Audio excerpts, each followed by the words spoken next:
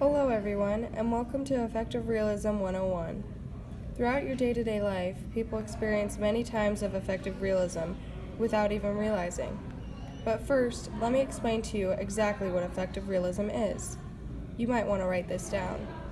Affective realism is the tendency of your feelings to influence what you see, not what you think you see, but the actual content of your perceptual experience. Affective realism illustrates a common misconception about the working of the human brain. An example of this could be when racial bias expresses itself. The brain is wired for prediction, and you predict every day most of the sights, sounds, and other sensations in your life. You are, in large measure, the architect of your own experience, and that is affective realism. Today we're going to show you what affective realism looks like and how it can impact someone's life. You are going to do this throughout a skit, so let's get started. Lisa Barrett, a distinguished professor of psychology at Northeastern University, focuses on the study of emotion and has written many articles and books based on the psychology of emotions.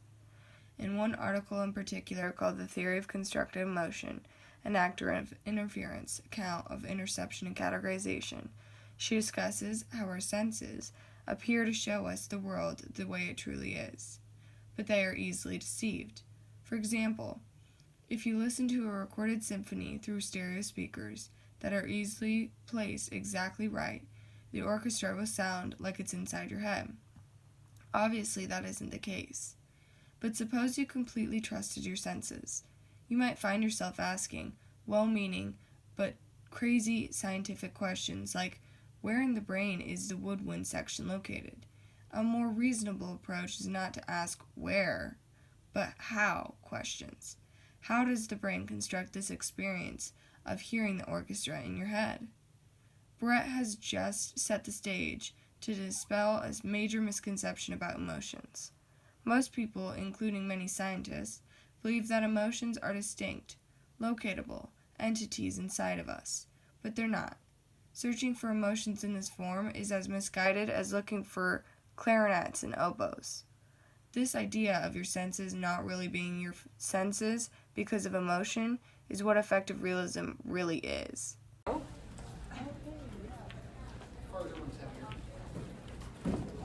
my gosh, okay. Oh, it's not a gun. So, what just happened? Though the short skit, that probably didn't make a whole lot of sense, although it might help if we paint a picture for you. So imagine you're walking home. It's night, and you make a wrong turn down a dark alleyway. Suddenly, you see a person there with something in their hand. Your brain, having seen the Hollywood movies and knowing the stereotypes, as well as being scared and in a dark alleyway at night, think it's just someone holding a gun. But, as you turn the corner and scream, a motion light comes on, and you see it's just someone talking on the phone. This is an example of how affective realism can change what you experience with your senses. This is your emotions and prior knowledge affecting what you sense in a situation. However, it doesn't have to be an extreme example. It can be any time, anywhere, doing any minor thing.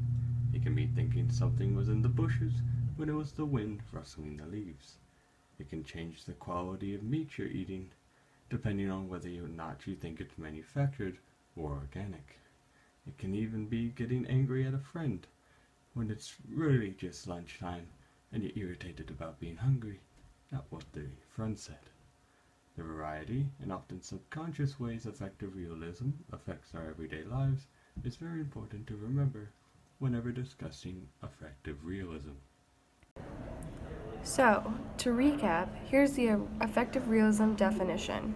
Affective realism is the tendency of your feelings to influence what you see, not what you think you see. Now, it's important to know why this matters or how it affects your day-to-day life. Well, that's exactly what affective realism does. It changes tiny things depending on your mood and thoughts. It can change the quality of the meat you're eating depending on whether or not you think it's manufactured or organic. It can make you see a snake when you hear a rustling noise. It can make you mistake a phone for a gun. And it's important to recognize these instances when they happen, as there is much to be learned from your instincts. You can learn what you fear, what you prefer to eat, what smells disgust you, and what reminds you of home. However, it is also important to keep your instincts in check and to not let your emotions influence what you see.